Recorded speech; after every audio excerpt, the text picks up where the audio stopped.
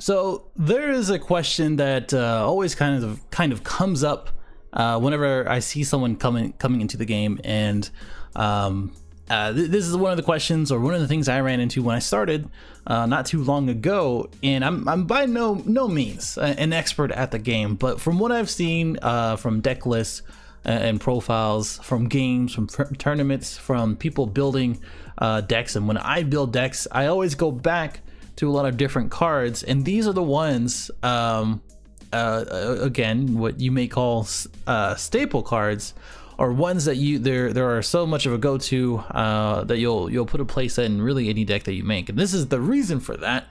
And I'm gonna go through all of them for the first set, and I'm gonna go through the second set, and then the third set, and of course the expansions all in between. But I'm gonna go ahead and start with this one, which is probably gonna be the best counter in the game, which is Weesa's Horsham.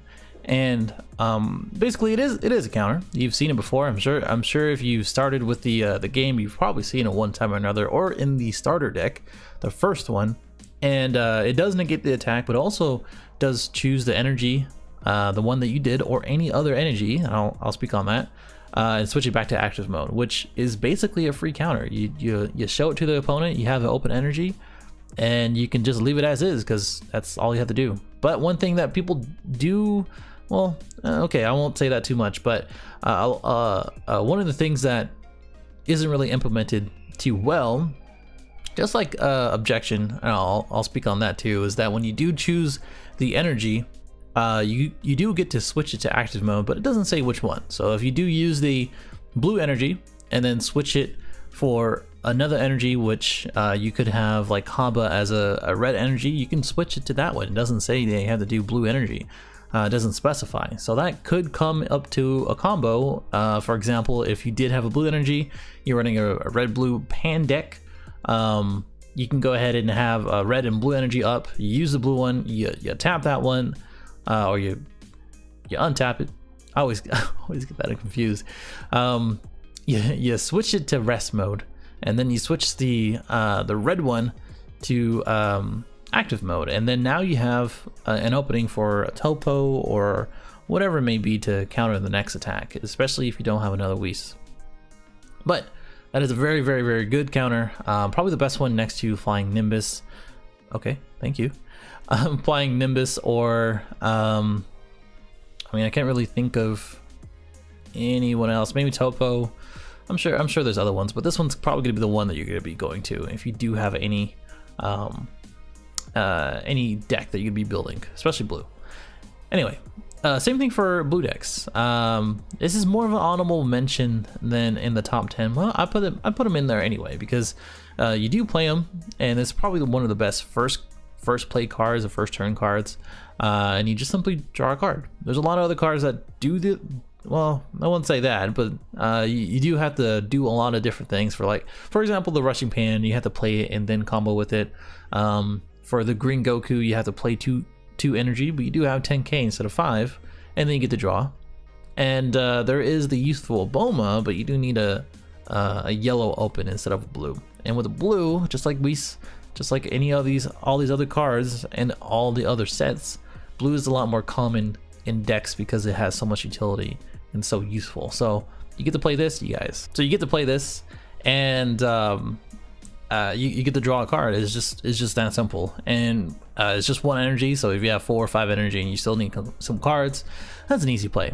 Same thing for blue decks. If you need to evolve on that, that's super easy. A lot of other cards don't have that. So Senzu Bean definitely needs to be in the top 10. It's one of the strongest. I'm gonna say, yeah, I'll say it's one of the strongest, if not the strongest, one drop or blue card. And that's simply because it lasts the whole turn. So it says choose one of your cards. Doesn't say leader card, doesn't say battle card or anything else like that. It doesn't have any specifications for that. And it gains 5,000 power for the duration of the turn. So it's not a combo card, but it does activate in the combo phase. And then you choose up to 2 of your energy to switch them active. Again, just like Weesa, it doesn't specify. You can choose 2 of whatever that you need to do, and then switch into active mode. So it does cost 1, right? And if you're going by the new Mecha Frieza, you literally just pay a life, you get a new card, and then you Senzu Bean, you get 5,000 defensively, or whatever it may be, or offensively, and you get 2 more energy to switch to active mode for free. And then you have more option to do more plays, and that's just crazy. There's a lot of stuff that you can do with Senzu Bean, but that's generally what it is. You get to tap 1, untap 2, or switch them to active mode, and then continue your plays, or have them open for the next turn for defense. So that way you can play Weesa. You already know. And then next one is Objection, another utility card where you choose 1 card from your hand and add it to your energy. So again, not only it helps for ramping up, but it helps for multicolored decks. I've seen Super Saiyan 3 Goku decks that are like 3 or 4 colors, and Objection is one of those best, or one of the best cards that you can do that, where you have 1 blue open energy, untap 2, and then you lay down a green or red or whatever energy that you have, or yellow, and then that way you get to play that for, you know, a flying Nimbus for next turn, or as a counter, or next turn you need that extra 1 because it does specify those little dots, that certain type of energy to do that. So very cool, very, very good card. Literally you play Objection, play Objection, play Objection. Your opponent has 2 energy, you have 4. It's kind of annoying sometimes, but that is something that's the reason why people have them in any decks, because you get to run 1 blue, you run these, now you have options to run either one, because you just need 1 blue. So there you go. Ultimate Judgment Jacko.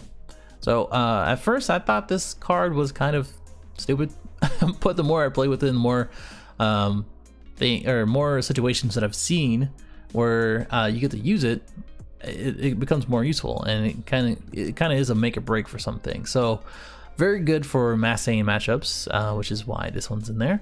And basically it says when you combo with this card, choose one of the combo cards that your opponent used and return it to your hand. So let's say we're gonna go into this one where Mass Saiyan Man double strikes you with a random double strike crit. You get to go ahead and add 5,000 and then return that bad boy into the hand. They just use 1 energy. You just gain 5,000 to defend the attack, and now you don't take any double strike. There you go. That's why people use it. And same thing for a very, very much of a game ender, where the person has 50,000 and 1, like Dr. Gero 1 drop, because that's happened to me. You have 40 or 45,000. You can't get enough. So you go ahead and use this, you return it to their hand, and now you know which one you return, especially if it's a 10k boost or 5k. If it's a 5k, it's better, because that way next round you know that you can defend against that, or you can be offensive against that. And then defense, defend against that, and then you'll survive the turn, and it could be the make or break for you and the turn next round. So good stuff. Result of trading. I don't know if this is a really stable for every deck, but it's very useful if you are using a blue. Well, I wouldn't say blue, because it does say you use the 5 drop to awaken. So that way, if they're stalling you, or if you're just stuck and you don't have any self awakening, you use this bad boy, and then you choose up to 4 to switch back to active mode. So it's literally just 1, to do that. If you're Mecha Frieza now, you get to, well, nope, I think pre or post errata you can't do that. So hey, 5 drop and then you use 1. That's really good, and that could be used for a lot of different things. So that's it. That's really it. I'm gonna go ahead and move on. Sango 10, Family of Justice. One of those unexpected cards, just like Champa or Jacko, where you just combo into it. If you're attacking, right? If you're attacking, because it does say your turn, you get to KO somebody who's 3 or less. So that can range from a lot of different things, especially if they're trying to ramp up their board, or if they have a, I don't know, like a Broly, like the promo Broly on the field, and they're trying to go ahead and evolve it for cheap. This is probably the best thing to do it. This was used a lot in tournaments, from what I can see, because it was so useful. because you do get a 5k boost for 1 energy, and you get to KO something for that. A lot of Android decks use this, from what I can see anyway. But you can use this any deck. But because Androids do have that support now, especially for the 1-drop 14, which is one of my favorite cards. People just hate me for using that card. You just get to KO anything without any kind of restrictions other than barrier. So very useful. Saiyan Kappa, good for awakening, self-awakening, and just good pressure late game or early game. I use it for both. For early game, I don't care. I run it in the pan deck. You just play it. You get 5,000 and 10,000. Now you have 20,000 double strike. How are they gonna defend on their first turn? Tell me that much. They're gonna waste a counter? No, they want those cards. And then that way you can kind of push into having their life. And they're like, wait, why do I have 4 life and you have 7? Oh right, it's that combo. Or if they have 2 life and they don't see a 1-drop coming, and you only have that 1-drop after having an onslaught, whatever it may be, this is it. This would be one of those cards where you combo into it and end the game. And it helps you for, again, self-awakening. Red helps a lot with aggro decks. If you run a red or blue deck, this is probably gonna be one of those cards that you're gonna have it in there. But not as really versatile as these combo cards that I'm talking about. But because they don't have any kind of color restriction. Still really good. Still really good. That's what you use it for. Fido's Assistance, kind of an honorable mention for her as well. But it does negate the attack, and then you choose one of your battle cards to switch to active mode. Very useful in the way of, like, if they choose to attack your leader, you counter the attack, especially if it's Mass Saiyan. I just played a guy with Mass Saiyan, so it just keeps coming up. And they have crit. You counter the attack, and then you choose a battle card. 2 birds with 1 stone. Any card that does that is going to be a good card, just like all the ones that I just mentioned. Very useful. And again, you need a red energy, but again, you know, you just kind of work around that. You can fit that in really any deck that has some red. It's going to be some good stuff for that. And this you can fit with really any deck.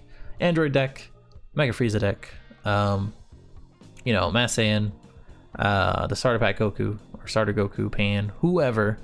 And a lot of people don't really see it coming. You have 1 open energy, you pay 1 energy to give it 10,000 and double strike during your combo phase. And that can be kind of devastating because, you know, if they don't counter, there's your chance. They have 2 life, you add this bad boy, you add one of these other 5 drops or 10k drops, and super combo to your way to victory.